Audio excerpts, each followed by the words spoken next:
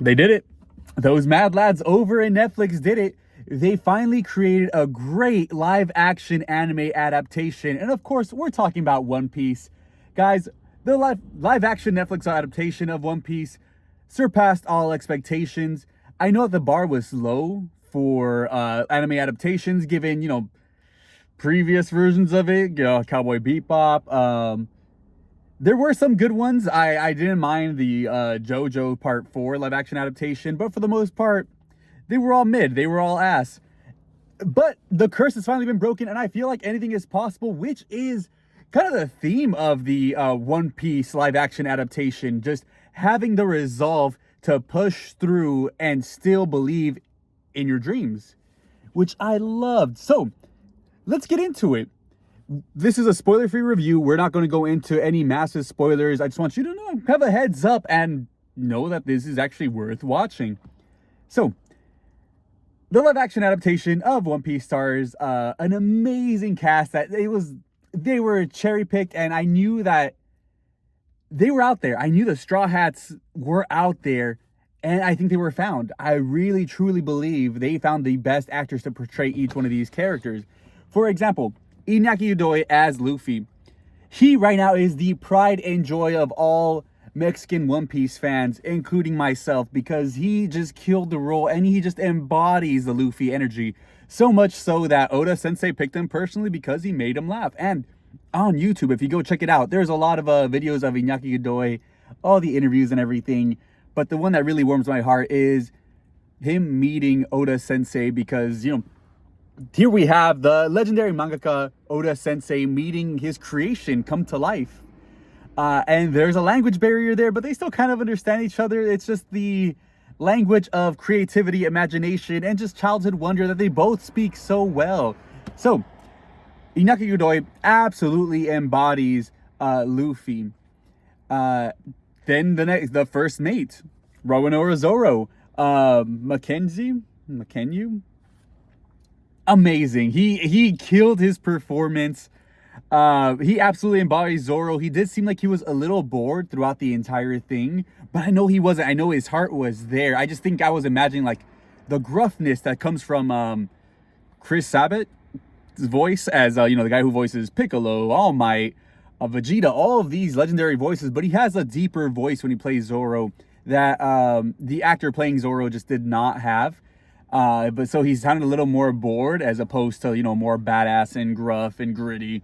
But that's okay. Still, the swordsmanship, amazing, phenomenal. He was such a badass with the swords, including the third sword, which, you would think would be kind of goofy trying to adapt into live action, but no, it worked superbly. We also have our favorite thief, our favorite cat burglar, Nami, played by Emily Rudd, and she was great. She was a standout. You could tell she is very much a weeb at heart, and she truly brought the character to life. I think all of the actors were under immense pressure to do their own stunts, and I don't even think they were under pressure. I think the pressure was put on themselves because they really wanted to bring One Piece to life. So stunts wise, she killed it. Acting wise, they made some changes that I thought would make me if it was done in live action, I would have hated the character more. But the changes here made me just really love her character. Just loved Nami. So can't praise them enough. Taz as Sanji, phenomenal. Honestly, I think he was my favorite actor of all of them. And I did not go into this thinking that I would love Sanji's character more than anyone else. But I truly did. Because Sanji's character, Sanji right over here, he was so wholesome. He just had a heart-melting smile, and his kicks were just, he could kill a person. I think he trained to be a black belt in a ridiculously small span of time, and that was because he was putting in 8-9 hour days of training, just really putting his heart and soul into the Sanji character. So much so that I'm just dang, I want to train towards something. I want to imagine the person I want to be and put in the hours to be that person. That's how inspirational Taz's commitment to the Sanji character was. And paid dividends. It definitely paid off on screen. And also Usopp, oh my god, Jacob killed it as Usopp. I feel like he didn't get enough lines. He definitely didn't get the moments he deserved, but still amazing as Usopp. He really like embodies the character, and he wasn't that much of a chicken. He was more charismatic than anything, which makes sense because to play Usopp, you got to be very charismatic to really sell these lines and weave these, spin these yarns that he's spinning, weave these tales. And I will say he nailed it. Hand to God, Usopp. Hand to Usopp. He nailed it. Usopp's character was great. I feel like I wish he got more though. But the little he did get, it cracked me up. Everyone else was great. Garp's character, they changed him up a bit, gave him a Scottish accent, so you're just like, well, Luffy is like, he's the grandson of Luffy, but where did the like Scottishness just kind of exit the bloodline? It was a little confusing. But all in all the actors were great, especially Zeph. Ooh, Zeph's kiss, he was phenomenal. I just love what they did with his character. Okay, I'm getting carried away. Actors, phenomenal. They all were great in their roles, and I think they all put in like a ton of effort into their roles. And the dedication and the love really shows in all of them. But also in the set design, which is something we don't talk about enough, even though hours and hours upon hours of work goes into set design, which is actually what was turning the tides of my opinion for the live action One Piece. At first, I was very skeptical. This is the hardest anime to bring to life, or one of the hardest to bring to life, because it's such a goofy world. But they definitely ease us into the goofiness, which is something you have to do when you're, with good storytelling. If you're good, the more goofy and the more out there and surreal that you make the world, the more you have to ground it, because otherwise you're just going to lose the audience and they're not going to stick around. So they definitely have to like wet our feet and kind of ease into it. And I think they did. And one part of that is the practical effects. There were a lot of practical effects for the One Piece live action. Again, so turning the tide of my opinion for the live action was seeing the ships that they built. They built these ships. The Baratier, people were eating at the Baratier. I'm sure there were people on set eating there, which is so fun to think about. The sets were all practical, and you can tell like these are real places. They're just not acting in front of a green screen, which is good, man. If you're gonna have, more than HBO money, if you're gonna have Game of Thrones money, put Game of Thrones effects on there. Even though, not all Game of Thrones effects, like for example, I saw a post saying that the like capes that they were wearing, like the furs that they were wearing in Game of Thrones were just IKEA rugs inverted. Here that wasn't the case. Here they put in a lot of work towards these sets. Same with the transponder snails, the Dendenmushi.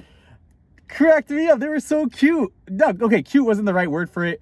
Dang, they were creepy, but I love them and I want one. I also like that each one kind of has the face of the owner, as opposed to like morphing into the face of the person calling, like the person on the other end. I think that makes more sense. Of course, like your phone would look like you more so than it transforming into the face, which was, I don't think the Dendenmushi were ever really like fully explained in the anime. So I think this is just a change that had to be done, and it makes more sense. Overall, I was a big fan of all of the changes. The story was changed because, of course, if you're going to tell the story of over 100 episodes, you do really have to condense it if you want to tell it in 80 episodes, especially 8 Netflix-paced episodes. So it was condensed. There were entire characters who like were just cut out. For example, we're not going to see Django, and I know a lot of people are really upset about that, and sad because there are a lot of Django fans, which is something I love about One Piece, because with all of the characters that there are, everyone loves a certain character. Like there's always gonna be a fan for a certain character, even no matter how insignificant they may seem. For example, Akainu has a whole swarm of fans for some reason.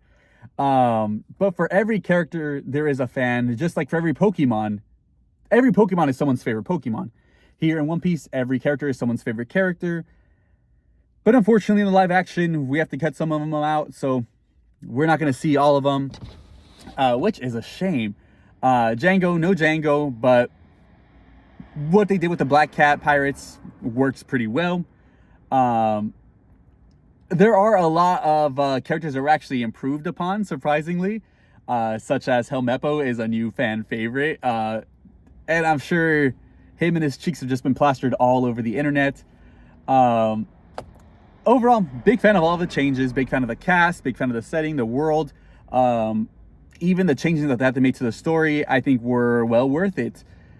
I am very much looking forward to season 2, and I do have another spoiler review up on my channel. Please check it out, where we can go more in depth into what I liked, what I didn't like.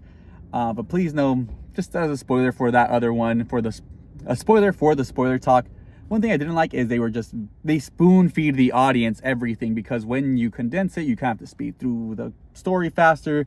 So instead of really like being the slow burn that One Piece is, they kind of have to spoon feed you all of the big moments or all of the like most important information. So instead of you got like really getting to feed it out, it feels more tell rather than show. But I don't think that's really the case. The story for sure was not more tell rather than show. It's just a lot of the dialogue had to like spoon feed it to you very quickly so they can move on with it, because they'll do, you know, all of Romance Dawn in 50 minutes, all of Syrup Village in 2 episodes. But overall, huge fan of the One Piece live action adaptation. I think this is going to bring a lot more fans into the fan base. And shoot, for all the new fans, welcome, come aboard. Welcome to the crew. Very excited that we all get to experience One Piece, and hopefully we get a lot more fans entering the story before they reveal what the One Piece is, which is going to change the world. All right, looking forward to season 2. Looking forward to reading your thoughts in the comments. Love you guys, and talk to you guys later.